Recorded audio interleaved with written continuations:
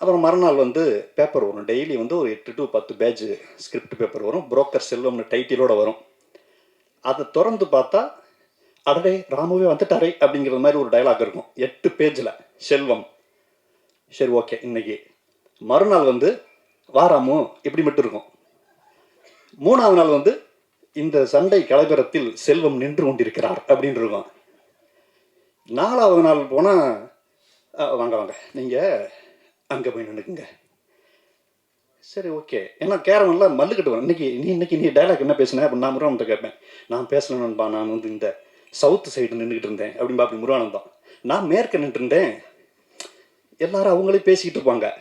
5ஆவது நாள் நான் மைண்ட் செட் ஆகிட்டேன்.